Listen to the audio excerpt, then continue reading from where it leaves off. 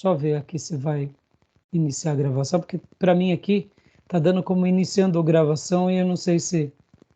Ah, voltou. Isso aí. Eu fui bloquear aqui a tela e caí sem querer. Então vamos lá, meus irmãos. Vamos falar um pouco sobre a Nova Jerusalém. Semana passada ficou com alguma dúvida os irmãos sobre a Nova Jerusalém? Não, até achei um ponto de vista interessante. Não tinha parado para pensar dessa maneira, né? Como eu disse, foi um pensamento, foi uma lição de casa que eu fiz, mais uma vez uma interpretação, né? Mas não, eu sei que ela é difícil de se ajustar, principalmente porque os textos falam que Deus fará novo céu e nova terra. E aí a Nova Jerusalém está no novo céu e nova terra, ou é o milênio que está no novo céu e nova terra? Ou a Nova Jerusalém está dentro do milênio ou está antes do milênio? Ou ela é algo espiritual que ela não desce para a terra? Ela fica sobre a esfera espiritual. Percebam, irmãos, como é complicado. Então, a gente não sabe, né? E eu queria agora, então, rapidamente pegar o material do David em Pentecostes, para a gente poder dar uma desfolhada no material dele, porque ele tem um material muito, muito rico. O livro do nosso querido irmão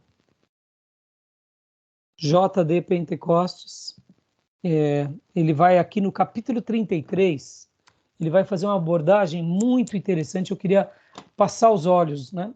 Se você quiser saber mais disso, sugiro você ler o capítulo todinho depois, tá bom? Então eu queria passar os olhos com vocês.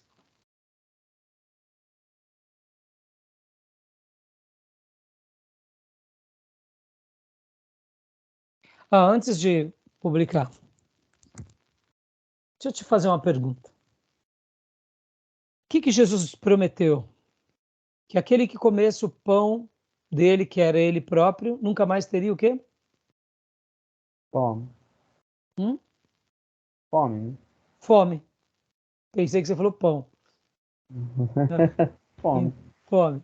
E quem bebesse a água dele, Dil, nunca mais teria? Seria saciado para sempre. Exatamente. Aí eu pergunto para vocês, essa é uma verdade divina que a gente tem que aplicar ela de forma literal ou de forma alegórica? Alegórica, porque é espiritual, né? Uma lição espiritual para nós. Então, quando a gente usa essa interpretação, então quer dizer que a gente precisa de Jesus todo dia? A gente precisa de um pouco dele todo dia? Um pouco Ou não, a precisa de gente, muito. ou uma vez para sempre basta? Eu acho que é mais no sentido que ele nos completa por inteiro, talvez.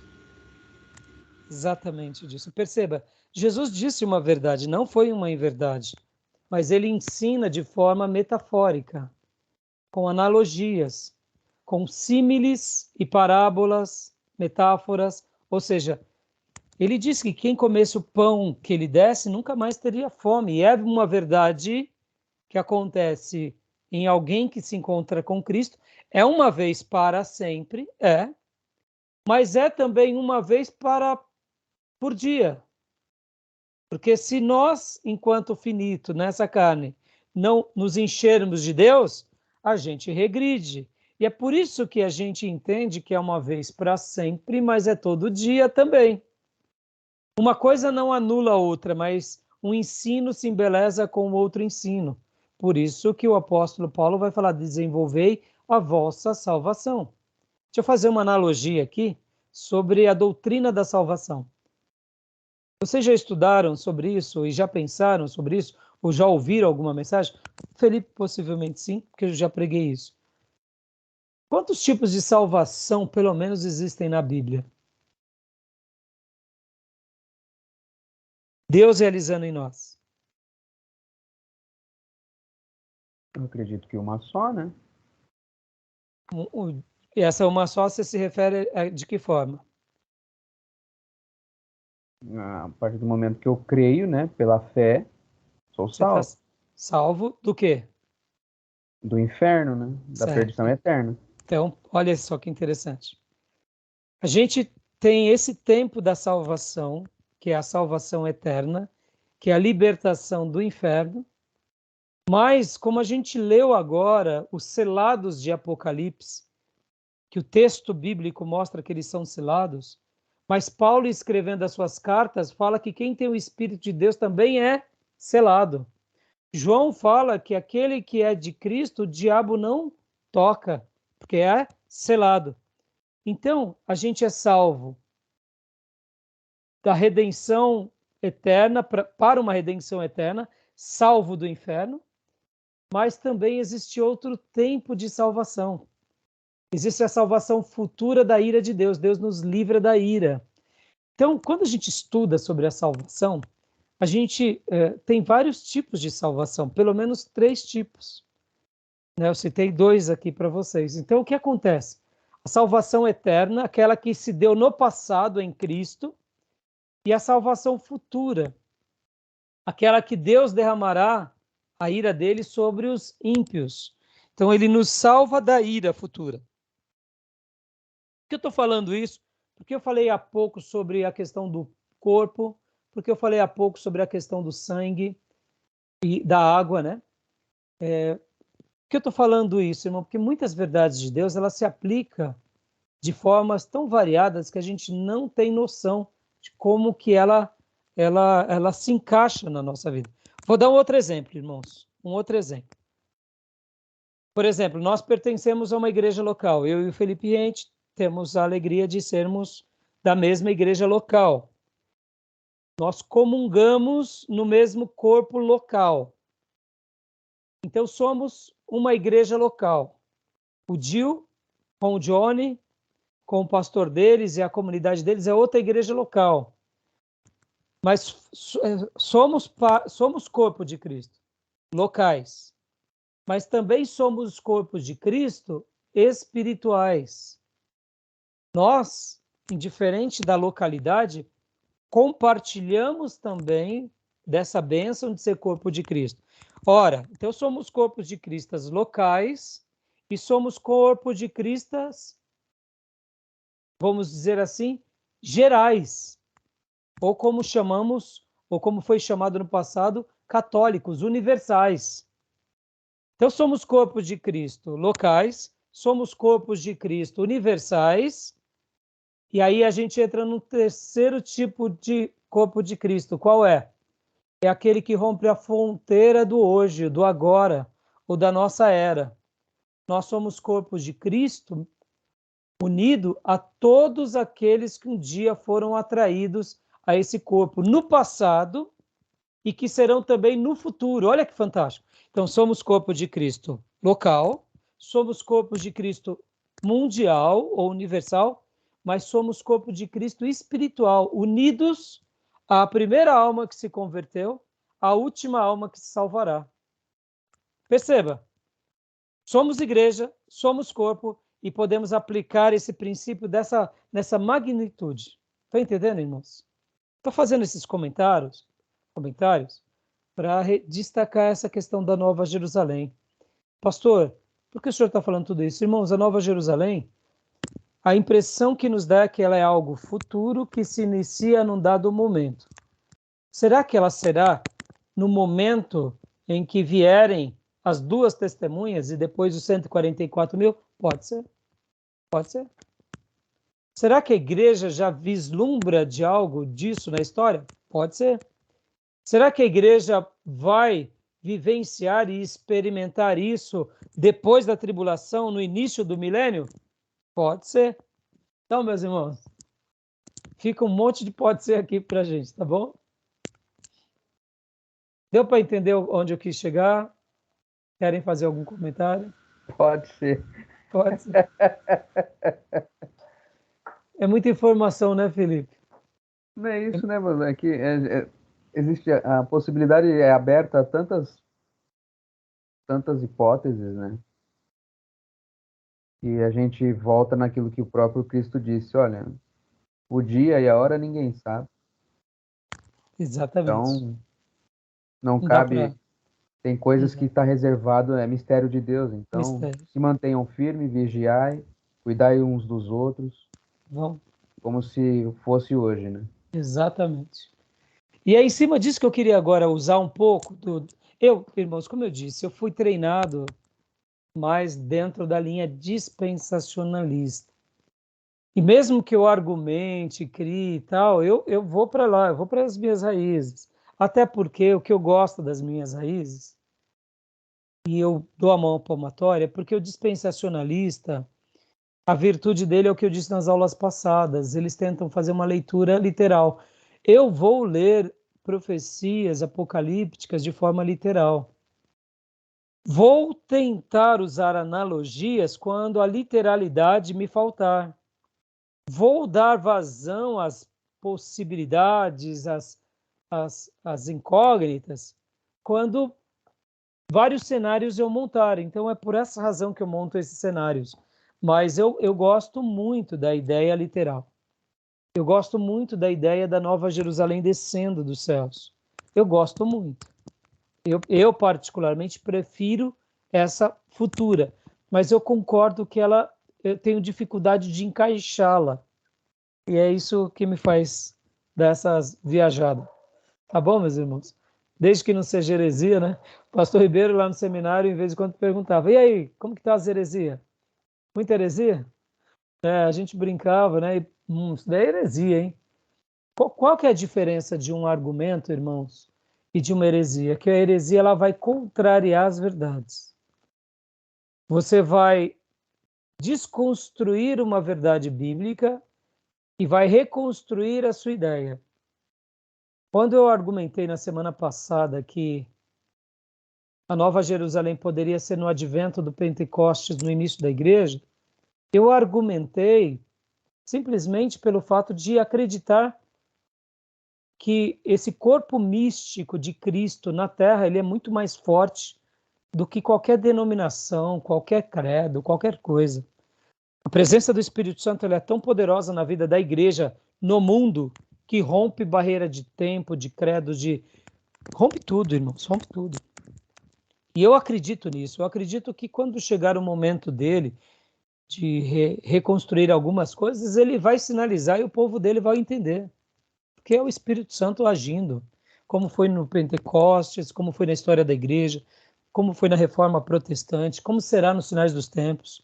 Pode ver que o texto que nós tínhamos lido lá de Apocalipse 14 fala sobre, menciona, assim como Apocalipse 7, menciona sobre os dias da tribulação. É forte isso, não tem como. O texto sagrado está falando que dia de tribulação. Então, será que a Nova Jerusalém ela será vislumbrada de forma, eu diria, categórica no início da tribulação? Pode ser. Quem sabe é isso que vai marcar o anticristo sendo manifesto, Deus separando os 144 mil, as duas testemunhas para liderar, e um ambiente sagrado tão poderoso que, sabe aquela ideia, o irmão falando em língua, dando pirueta, canela de fogo, vai ser alguma coisa desse tipo constante na Terra.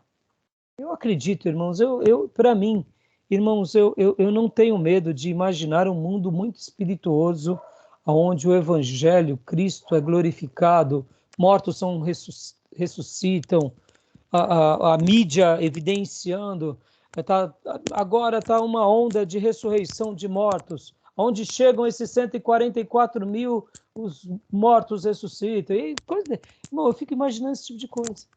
De repente um figurão aí do esporte morre, tá lá um monte de gente, de repente vai um de 144 mil, dá uma palavra, ora e o fulano ressuscita, tá tudo televisionado, e aí pode ver que lá em Apocalipse 7, a gente até tem o tema da mensagem dos 144 mil. Volta lá, 7:10. E clamavam em alta voz: a salvação pertence ao nosso Deus, que se assenta no trono e ao Cordeiro. A mensagem deles. Lembra João Batista, voz que clama do deserto? Aqui o tema deles vai ser esse. A salvação pertence ao nosso Deus, que se assenta no trono e ao Cordeiro. Essa vai ser a mensagem. um fulano ressuscita, figurão ressuscita. A salvação pertence ao nosso Deus, que se assenta no trono, e ao Cordeiro. Aceitem Cristo. Vida se convertendo, os repórteres ali meio acanhados. Irmãos, pastor Raio, o senhor está viajando. Não, isso é fé. Isso não é heresia. Isso é acreditar que Deus tem o poder e Ele está no controle de tudo. Eu acredito. Por isso vão ser mortos, serão pisoteados. Tá bom, meus irmãos? Então, rapidinho aqui, vou desfolhar com vocês, só para vocês lerem depois, que as profecias, capítulo 33, Nova Jerusalém e a Cidade Celestial. Eu vou compartilhar partes aqui para facilitar a leitura com vocês, tá bom? Olha lá.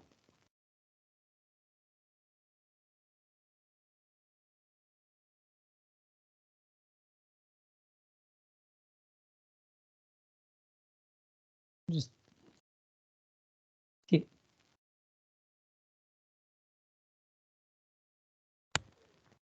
Olha só. O livro do nosso irmão, ele começa falando... Deixa eu pôr aqui no... Pode ler para nós, Felipe?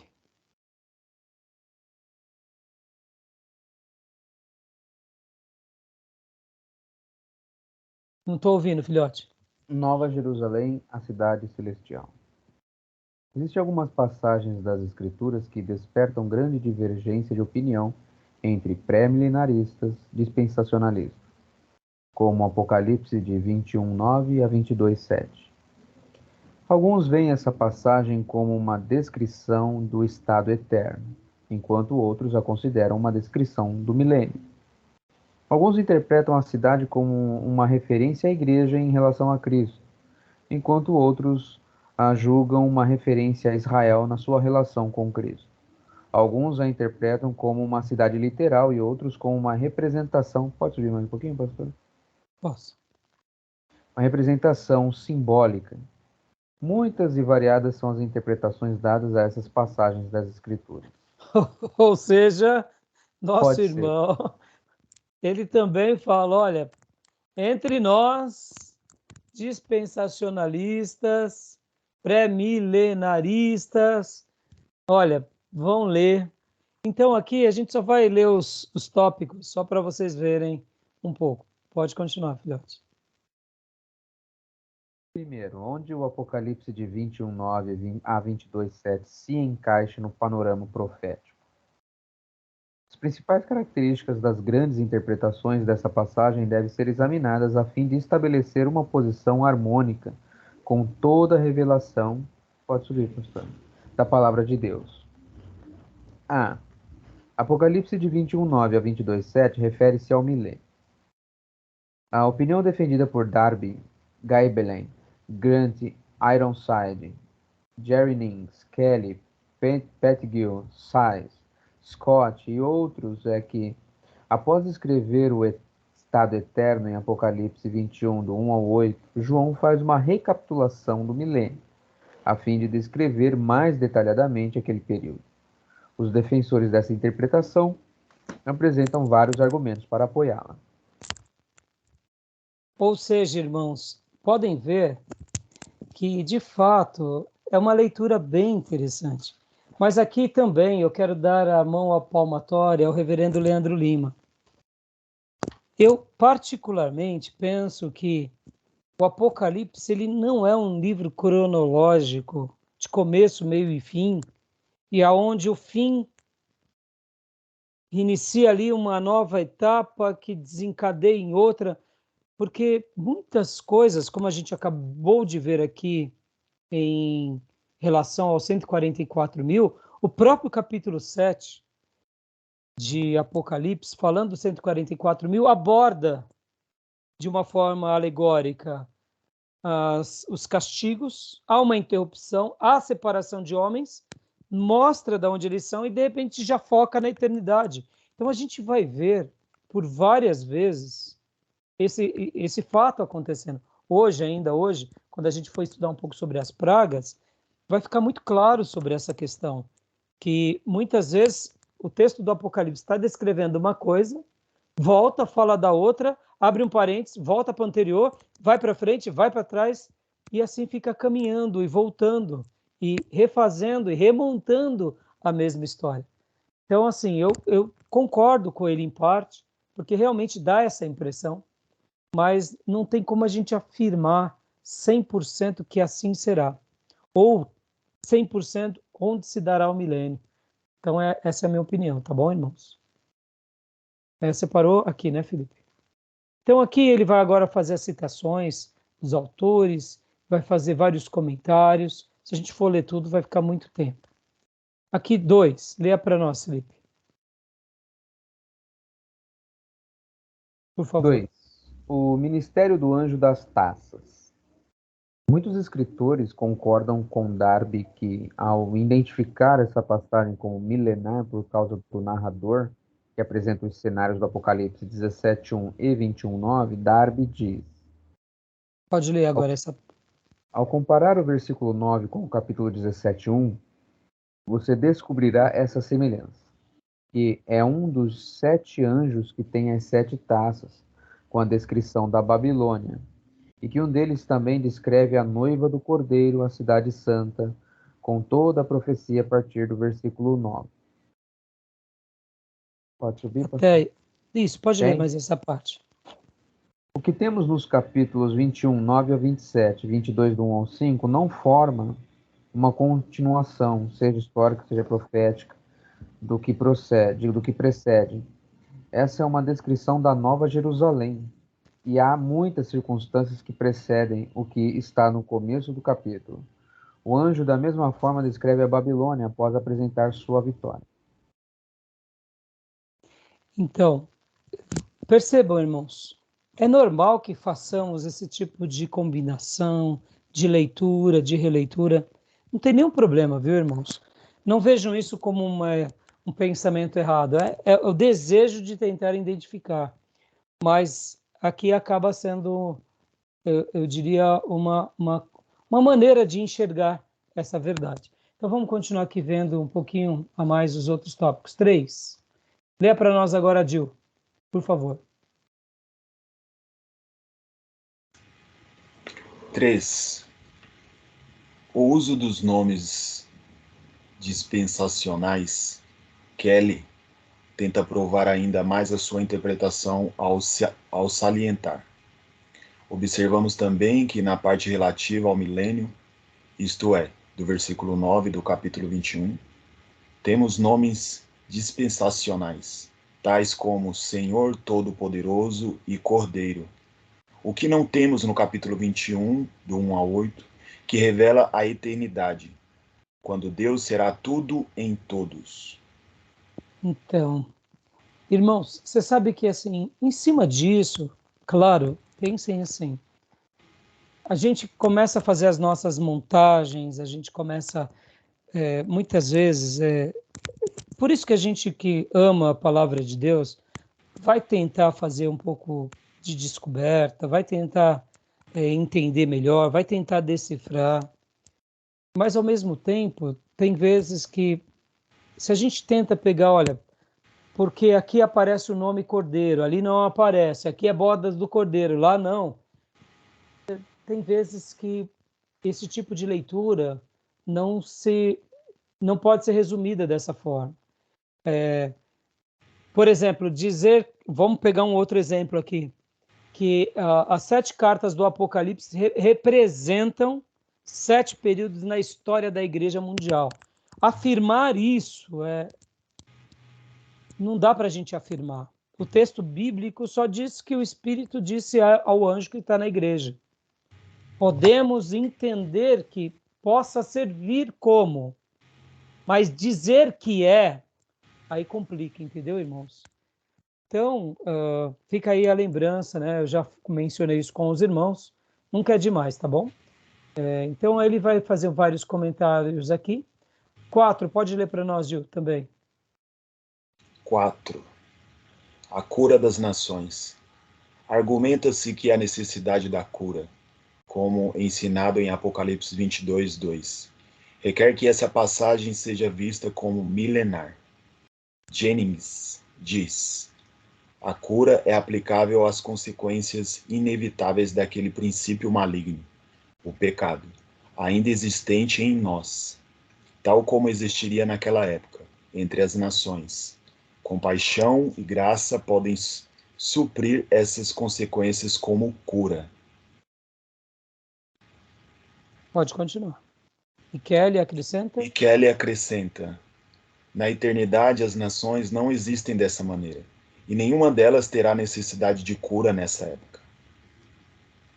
Scott Então, observa pode continuar. Scott observa o paralelismo entre essas passagens e Ezequiel 47:12. Isso, pode ler essa parte, ela é muito, muito linda. As nações milenares dependem da cidade acima para a luz, governo e cura.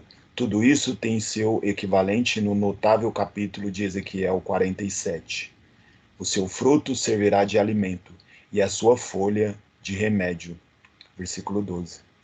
Tanto a cena acima, Apocalipse 22, quanto a cena abaixo de Ezequiel 47 são milenares. E ambas existem ao mesmo tempo, mas a bênção da primeira transcende infinitamente a da segunda. A árvore da vida sustenta, o rio da vida alegra. Isso daqui, esse comentário deles, irmãos, por isso que assim, pastor Ai, quando será o milênio? É uma incógnita. Vamos colocar aqui, irmãos, o milênio já é a eternidade? Não é a eternidade, porque na eternidade não terá doença, na eternidade não terá mazelas. Então, por essa razão que a Nova Jerusalém e o milênio também dão essa impressão de que chega ao ponto, irmãos, chega ao ponto de parecer que vai ser como se fosse um novo estágio da humanidade, em que esse lugar sagrado, que é a Nova Jerusalém, será essa cidade de luz que iluminará e curará as nações, e dali o rio de Deus banhará as nações, a árvore da vida sustentará, curará. Por isso que a alusão do texto sagrado remete a essa ideia de isso acontecerá ainda enquanto esse mundo é finito e imperfeito. E é em cima disso que eu falei semana passada sobre a questão da igreja. Quando eu vejo o poder da igreja, e quando eu falo igreja, irmãos, eu estou falando de Cristo, o poder do corpo de Cristo entre nós, eu vejo quase que uma nova Jerusalém. Quem é que é luz para as nações? Quem é que é cura para as nações?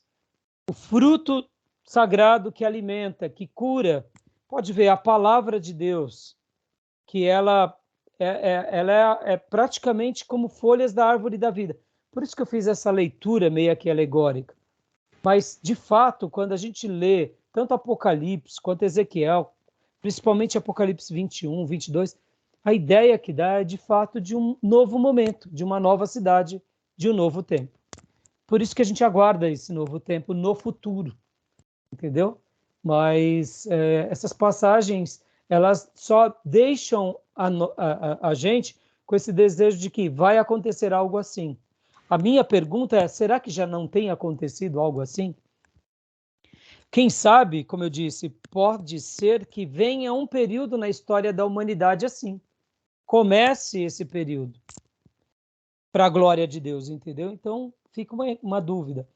Deixa eu dizer uma coisa aqui, vocês vão dar risada, mas lembra naquele período, aqueles períodos que antigamente se falava muito de OVNI, de ET, de não sei o quê, década de 50, de 60, o homem foi para a Lua.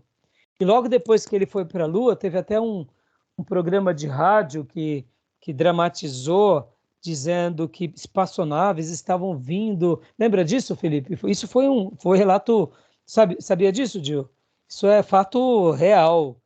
Depois que o homem pisou na Lua, etc. e tal, que houve aquelas conquistas espaciais, americanos, russos, foguetes subindo, começou a criar no mundo, em especial na NASA, departamentos de OVNI, será que estamos sozinhos e tal? Tanto é que, alguns anos atrás, depois de mais de não sei quantos anos e décadas se estudando sobre alienígenas, chegaram à conclusão, não tem ninguém. Estamos gastando tanto dinheiro para tentar descobrir um ser extraterreno e a gente até hoje não teve sequer nenhum fato comprovadamente científico, né? Mas aí, voltando, teve uma narração de um jornalista, e isso parece que foi uma transmissão em rádio. Era um radialista muito famoso e ele dramatizou, dizendo: está vindo espaçonaves, está vindo. Meu irmão criou um alvoroço, porque as pessoas não fizeram uma leitura de que era um drama, que era uma ficção. Fizeram uma leitura de que era algo real. Você lembra desse fato, Felipe? Lembro mais ou menos, mas nossa, teve umas farsas grotescas depois que foram descobertas. Mas os americanos estão voltando com essa ladainha de novo, viu? Eu até publiquei para vocês. Eles estão querendo forçar a barra de novo nessa questão de OVNI aí. Então, eu até mostrei para vocês, mandei no link do seminário, que eles estão contratando teólogos, né? E, É. então eles vão querer. Bom, Bom, alguns cristãos vão sumir, né? Eles têm que dar uma resposta pseudocientífica, né? sim. Querendo ou não, não deixa de ser uma artimanha das trevas, né? Agora, voltando, irmãos, quando surgiu essa questão dos OVNIs e tal, e que poderia ter a possibilidade de seres extraterrenos, que foi descobertos as novas galáxias e tal, a geração Star Wars, entendeu? Guerra nas Estrelas. Muitos achavam que a Nova Jerusalém seria mais ou menos isso, uma nave espacial vindo, seres divinos, tal, e um novo recomeço. Bom, eu particularmente não acredito, porque a narração bíblica, a descrição bíblica, ela mostra algo sobrenatural e emblemático, né? Ela não dá essa margem. Então, eu só fiz esse comentário só para enriquecer um pouquinho aqui, tá bom? Vamos lá, vamos voltar para o texto aqui, só para pontuar os demais. 5, pode ler para nós, Felipe, agora? A existência das nações. Kelly argumenta extensamente que a menção às nações nessa passagem exige sua referência ao milênio. No estado eterno de Deus lidará com os homens como indivíduos. Diferenças históricas chegam ao fim.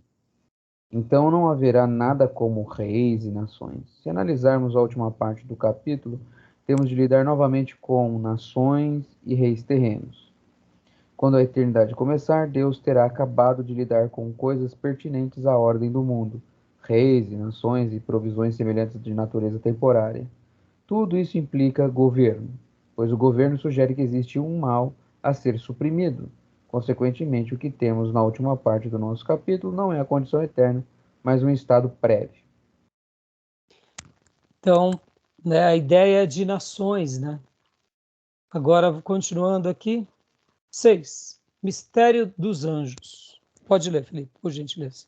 O ministério dos anjos. Scott argumenta que isso deve ser milenar, porque não há ministrações angelicais no cenário da eternidade.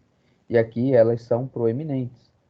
Tal ministério, ele acredita, exige uma interpretação milenar. Pode Contra, continuar. contra isso, podemos afirmar que a descrição do estado eterno oferecida em Apocalipse 21, do 1 ao 8, é muito breve. É usar o argumento de silêncio concluir que não haverá ministério angelical na eternidade. Em Hebreus 12, 22, os anjos são descritos como habitantes da Jerusalém celestial, a cidade do Deus vivo. Não é necessário excluí-los da eternidade por causa do silêncio em Apocalipse 21, do 1 ao 8. Tais são os argumentos dos defensores dessa posição e as refutações dadas por seus antagonistas. Interessante notar a observação de Kelly, que, apesar de defender fortemente a posição milenar, afirma: mas há certas características nessa passagem que são eternamente verdadeiras. Então, muito bem. Deixa eu só ver aqui qual outras partes eu separei. Tudo bem até aí, meus irmãos? Querem fazer Ok, algum pastor. comentário? Tranquilo? Então, agora vamos aqui para a parte B, né? A gente começou Vamos ver aqui. A parte A é Apocalipse de 21:9 a 22:7. A parte B é de Apocalipse 21:9 a 22:7. Refere-se ao estado eterno. Aqui refere-se ao milênio.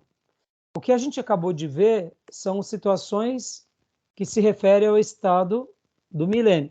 Agora, nessa parte B, refere-se ao estado aqui, ó. Ou seja, é um outro posicionamento, né, de É alguns o outro autores, né? posicionamento, Que acreditam exatamente. que esses dois capítulos referem ao estado eterno. Por essa razão que eu falo que mesmo entre os dispensacionalistas não tem uma conclusão finita. E é bom que não tenha mesmo, porque Deus deixou assim de propósito. Então, pode ler para nós, Gil, por favor, só essa primeira parte?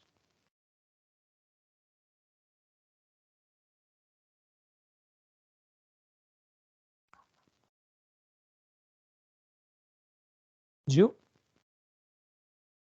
Não estou te ouvindo, meu irmão. Desculpa, esqueci de abrir o áudio. Tá bom, não tem problema. Você lê para nós essa primeira parte e pode ler aqui, ó, o adjetivo novo, tá? Ok. A posição defendida por Govich, Larkin, Will, não sei se é assim, Altman e outros é que Apocalipse de 21:1 a 22:7 se refere ao estado eterno. Eles apoiam a sua posição em vários argumentos. Deixa eu dar uma pausa aqui, antes de você ler.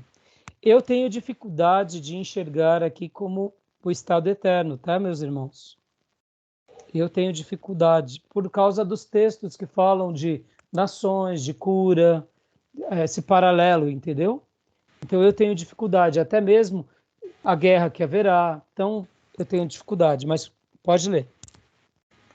1. O adjetivo novo, como usado em Apocalipse 21, do 1 ao 2, há 3 coisas novas mencionadas nesses versículos: um novo céu, uma nova terra e uma nova Jerusalém. Argumenta-se que a Nova Jerusalém, do versículo 2, e a Santa Jerusalém, do versículo 10, devem ser a mesma, e já que isso se relaciona ao novo céu e nova terra, que representam a eternidade no primeiro caso, deve representar posições eternas no segundo também. A esse argumento pode-se responder que a cidade do versículo 10 é vista no processo de descida, não até a terra, mas para permanecer suspensa acima da terra. Só na eternidade, versículo 2, é que se descreve a descida final à terra, quando o novo céu e nova terra e a nova Jerusalém estarão mutuamente relacionados. Então, você vê, essa é uma incógnita que faz com que muitos pensadores questionem, mas é um argumento. 2, pode ler para nós as 2. primeiras linhas.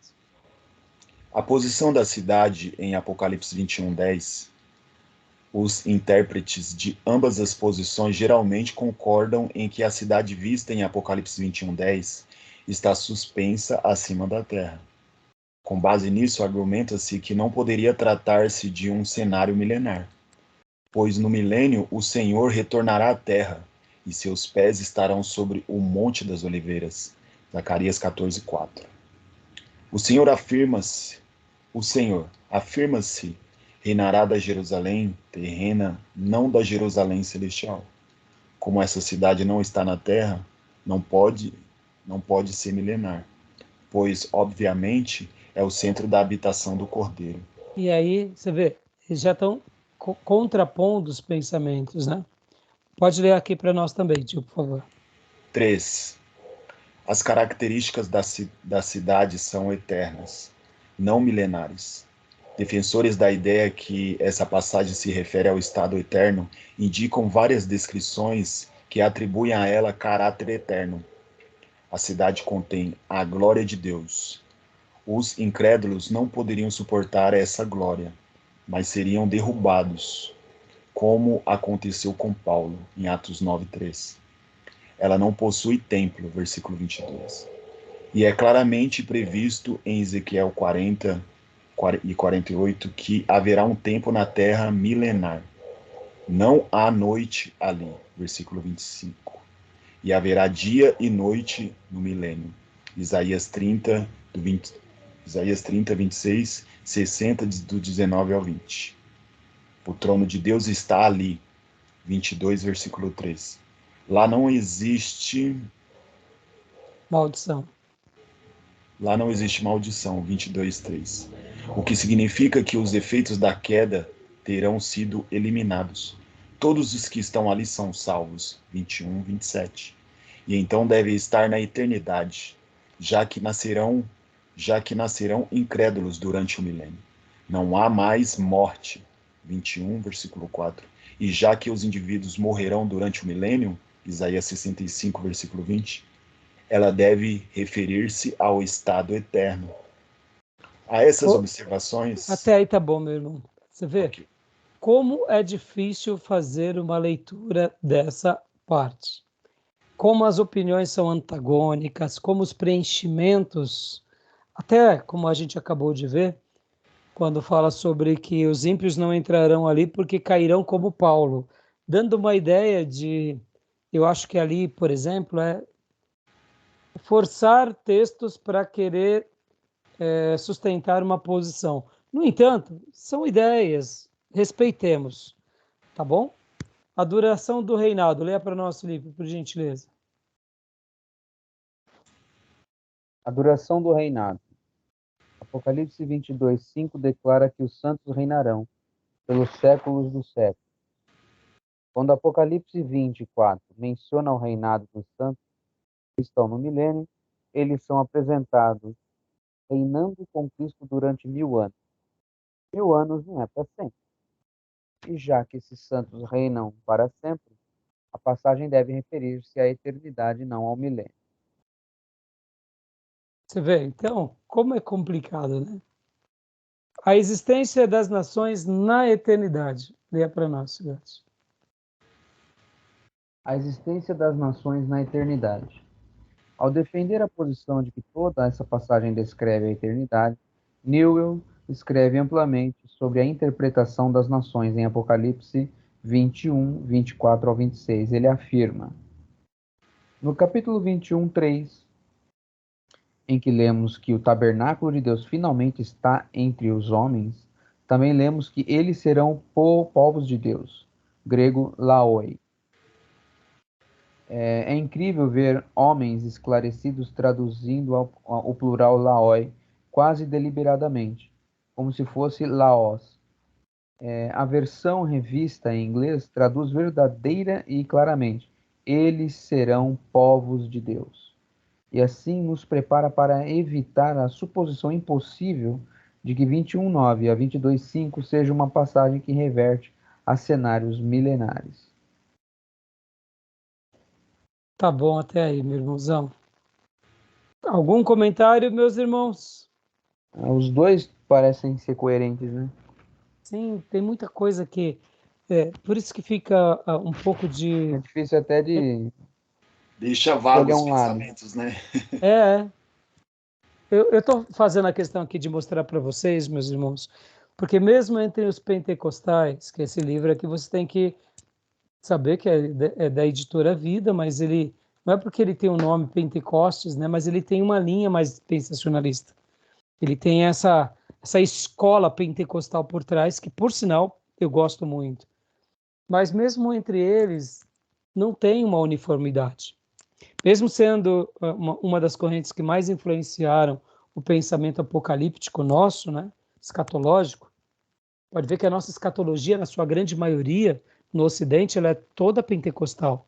Ela é quase toda dispensacionalista. As ideias dispensacionalistas repousam sobre nós. É comum a gente ver qualquer pastor, seja ele tradicional, seja ele conservador, falando o anticristo está próximo, o Senhor vai vir arrebatar o seu povo, se prepare. É uma linguagem típica nossa, que, por sinal, é uma linguagem típica bíblica e apostólica. Eu acho isso lindo e deve ser assim mesmo. Mas quando a gente entra e começa a argumentar, a gente fica perdidinho, né? Perdidinho. Porque realmente tem muitas variações. E como eu disse, se complica muito quando a gente estuda a Nova Jerusalém e quando a gente estuda o milênio. A gente acaba falando assim, meu Deus, eu me lembro como hoje. O pastor que me deu essa aula no seminário era o pastor Hilves. Pastor Hilves, quando ele começou a argumentar sobre as fases, né, dos dispensacionalistas, que vem primeiro a tribulação, depois vem a grande tribulação, depois a grande tribulação. Antes disso, a igreja arrebatada fica com Jesus nas bodas do Cordeiro. Depois Jesus vem com a igreja e julga as nações. E ali vem, e quando ele vem, vem com a Nova Jerusalém.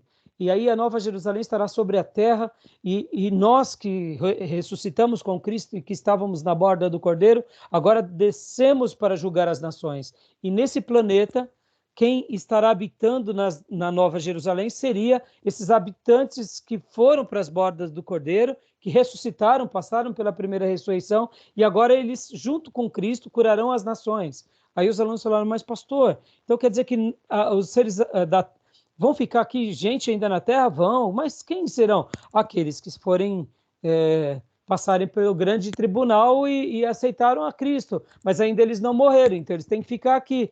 Então quer dizer que lá no milênio vai ter a Nova Jerusalém e vai ter habitante com corpo glorificado e ser humano com corpo que não é glorificado. O professor falou, eu sei que é difícil explicar, mas é mais ou menos isso. E eu lembro que a gente ficava perdidinho, e por isso que eu falo assim, eu prefiro dar as várias correntes para vocês, deixar vocês pensarem, dizer sobre os pontos que nos unem e os pontos que nos separam, e os pontos que são incógnitas de uma forma geral.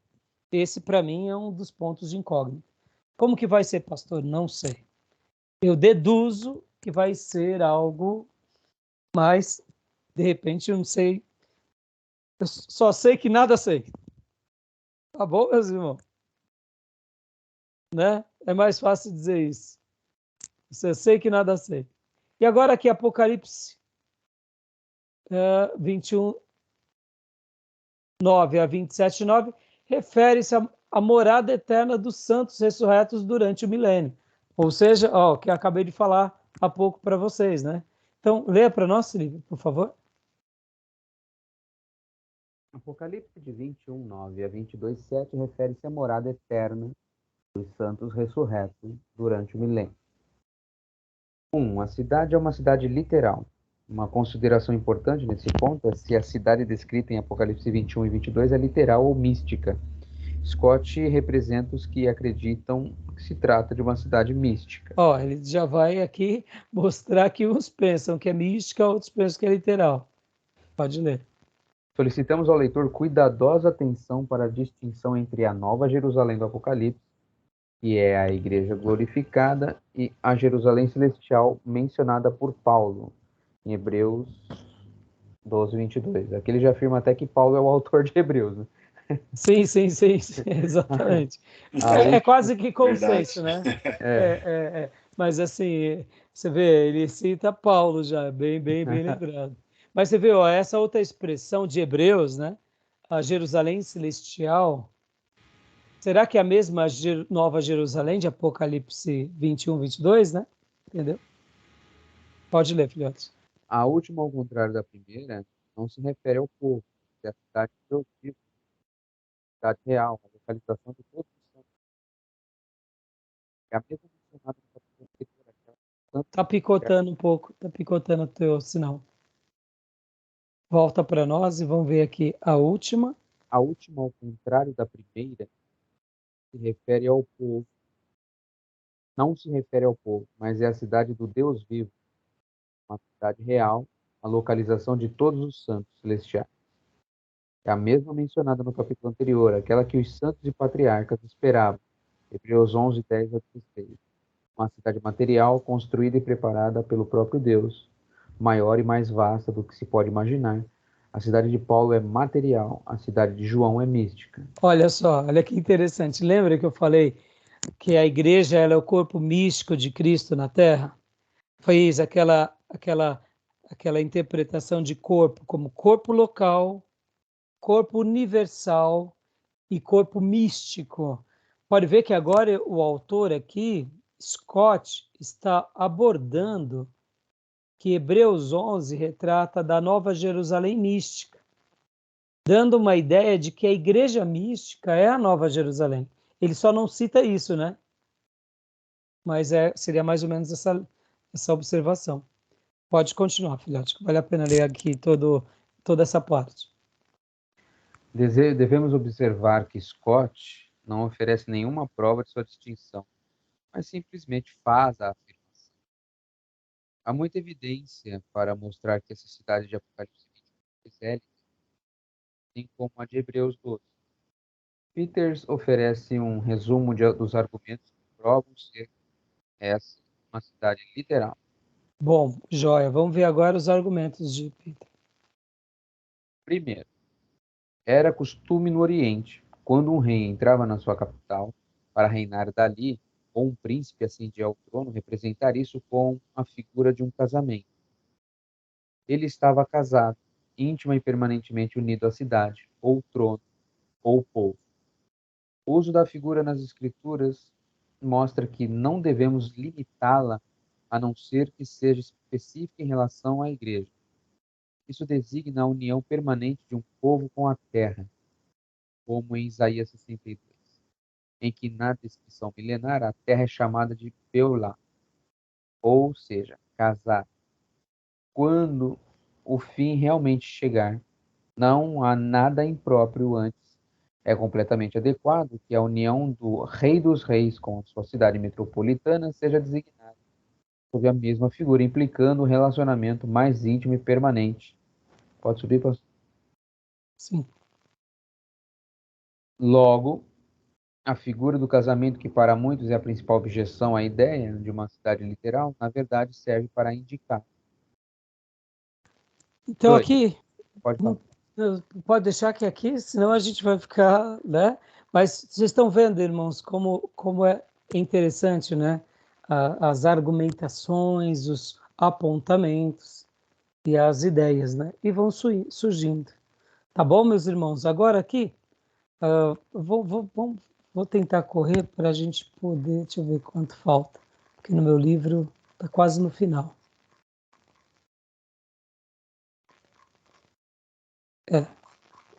Vamos lá, pro 2. Só leia para nós essa primeira parte, filhote. Pode ler para nós, filho, por favor. 2. Os habitantes da cidade. Newell apresenta a tese de que a Nova Jerusalém é a morada eterna, habitação de Deus, Pai, Filho e Espírito Santo. Ele escreve: várias considerações nos levam à conclusão de que a Nova Jerusalém é o lugar da moradia eterna de Deus. Então, você vê aqui, ele já vai para Nova Jerusalém como algo eterno. Pastor, pode ser? Irmãos, é uma observação interessante, porque há citações lindas e fortes. Quais são os pontos de tensão? Aqueles pontos que falam sobre cura das nações. Por isso que fica um pouco difícil de associar a eternidade, mas é uma observação bem interessante. Tá bom, meus irmãos? Depois leiam com carinho tudo isso, que vocês vão aprender bastante coisa. E leia para nós aqui o 3, filhote. 3. Meios de entrada na cidade. Será mais fácil solucionar essa questão se observarmos que a igreja só pode entrar naquele lugar que ele foi preparar para nós por meio do arrebatamento e da ressurreição. Após o trono de julgamento de Cristo e as bodas do Cordeiro, a noiva será colocada em sua morada permanente. O arrebatamento e a ressurreição tornam possível a entrada.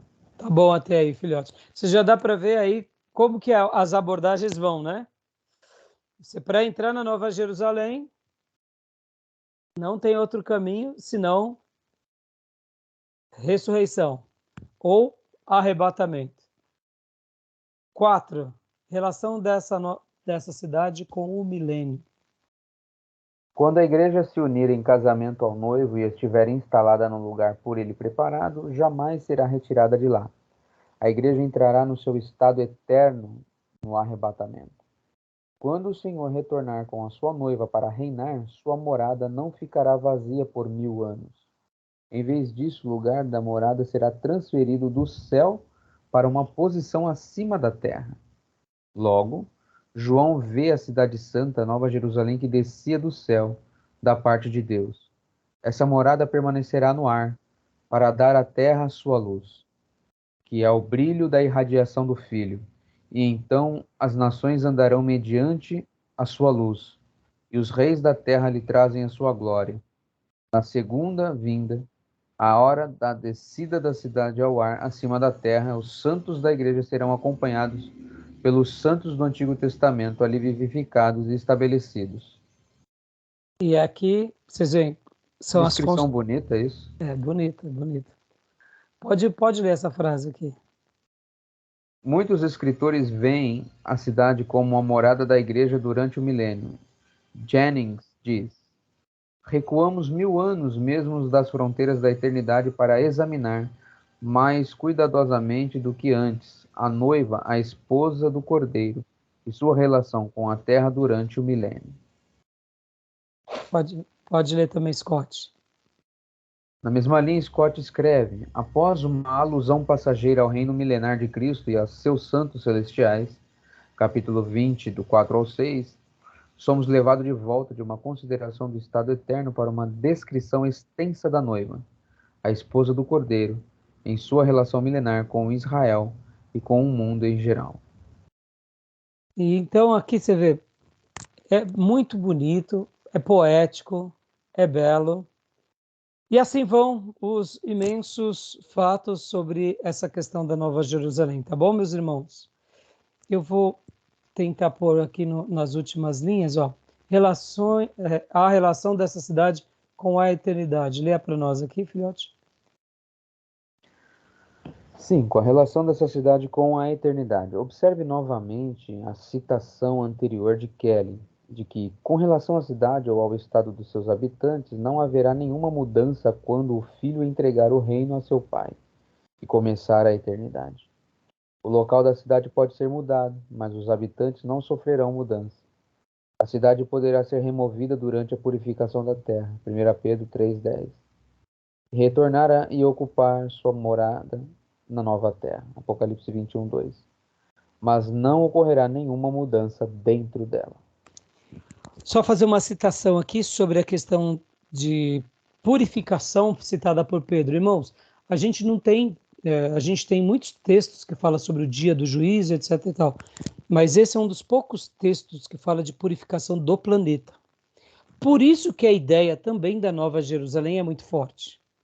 E a ideia de um período milenar também é muito forte, porque parece que tem um acerto de contas de forma global e uma reconstrução no mundo. É o texto de Pedro. Por isso que acaba sendo forte essa ideia de um recomeço, né? Então, vamos acabar... Bom, a vida na cidade eterna. Aí a gente dá uma pausa aqui, irmãos, que senão a gente não vai acabar de ler, né? A vida na cidade eterna. E aqui vai ser bem rapidinho, só vou ler os tópicos principais. Olha lá, a vida na cidade eterna. Aí depois, uma vida de comunhão com Ele, uma vida de descanso, uma vida de total entendimento, uma vida de santidade, uma vida de alegria, uma vida de serviço, uma vida de abundância, uma vida de glória, uma vida de adoração. Então, percebam como essas descrições dão até uma ideia linda, dá para fazer um sermão maravilhoso aqui.